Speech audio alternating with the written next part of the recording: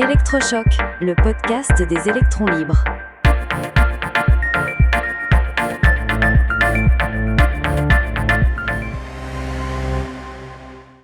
La guerre des terres rares. Aujourd'hui, nous allons aborder le thème de ces métaux stratégiques, au cœur d'une lutte de pouvoir planétaire qui redessine les équilibres mondiaux. Et c'est une guerre qui vient de connaître une escalade absolument majeure. La Chine a décidé de renforcer drastiquement les contrôles sur l'exportation des technologies liées à ces fameuses terres rares. Ce n'est pas anodin, c'est une véritable déflagration. Une déflagration, le mot est juste.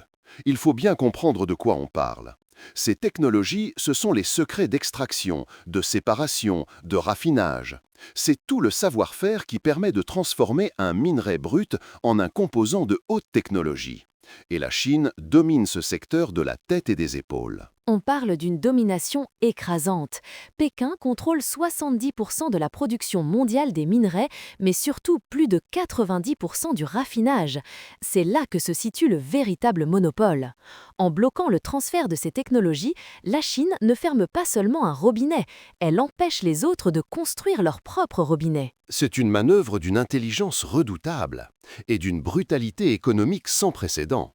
Concrètement, toute entreprise étrangère qui veut utiliser ces technologies doit maintenant demander une autorisation au ministère du Commerce chinois. Et les règles sont extraterritoriales.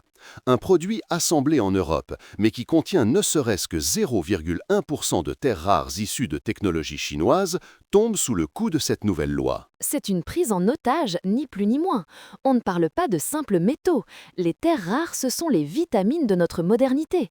Elles sont partout, dans nos smartphones, nos ordinateurs, mais aussi et surtout dans les technologies de la transition énergétique. Absolument. Les aimants permanents des turbines éoliennes, les batteries de nos voitures électriques, sans parler du secteur de la défense, les systèmes de guidage, les radars, les lasers. Tout notre futur technologique et décarboné repose sur ces 17 éléments. Et la demande va exploser. Les projections sont vertigineuses. Pour la transition énergétique seule, on parle d'une augmentation de la demande de plus de 200% pour les batteries d'ici 2035. C'est colossal. La décision de Pékin arrive donc au pire moment. C'est un coup de poignard dans l'économie mondiale. Un coup de poignard qui est en réalité une réponse. Une réponse dans la guerre commerciale féroce qui oppose la Chine aux États-Unis et plus particulièrement à Donald Trump.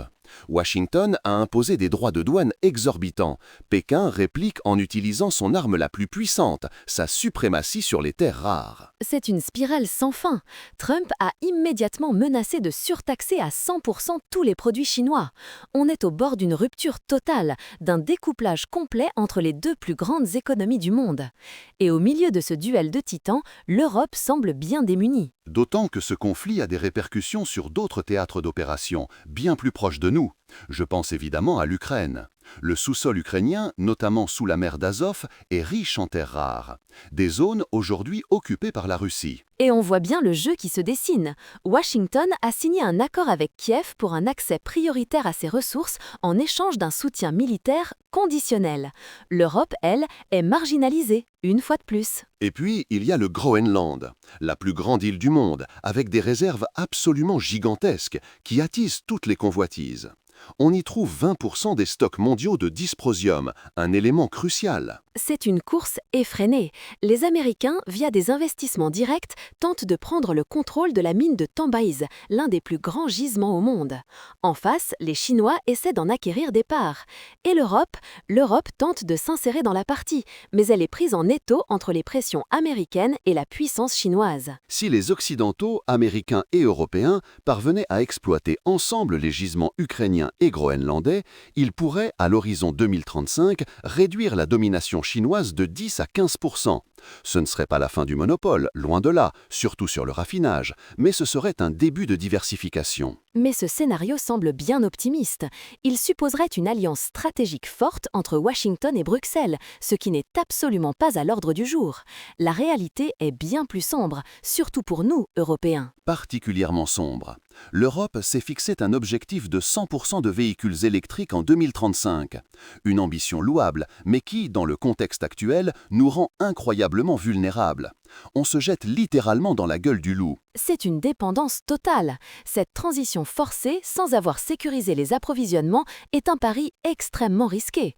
On voit déjà les conséquences, des fermetures d'usines, des surcoûts pour les constructeurs, des centaines de milliers d'emplois menacés, notamment en Allemagne. Face à une Chine qui subventionne massivement ses propres véhicules électriques et qui contrôle la chaîne de valeur de A à Z, la partie semble perdue d'avance. C'est un combat d'arrière-garde. Alors, y a-t-il une lueur d'espoir, une porte de sortie pour l'Europe ? Peut-être. L'espoir pourrait venir de l'innovation. Des entreprises européennes, en France et en Allemagne, développent des moteurs électriques sans aimant et donc sans les terres rares les plus critiques. C'est une avancée technologique majeure. Une technologie qui permettrait de réduire de 80% notre dépendance aux terres rares chinoises pour les moteurs. Ce serait une véritable révolution, un moyen de contourner le blocus technologique de Pékin. Exactement. Cela renforcerait notre autonomie, abaisserait les coûts et nous redonnerait une souveraineté industrielle. Mais il y a un mais. Cela demande des investissements colossaux en recherche et développement. On parle de 200 milliards d'euros. Et c'est là que le bas blesse. L'Europe a souvent du mal à investir massivement dans l'innovation de rupture. Dans cette guerre impitoyable, l'innovation est notre seule arme. La question est, aurons-nous le courage et la vision politique de nous en servir ? L'avenir de notre industrie et d'une partie de notre souveraineté en dépend. Soutenez les électrons libres. Abonnez-vous sur lel.media.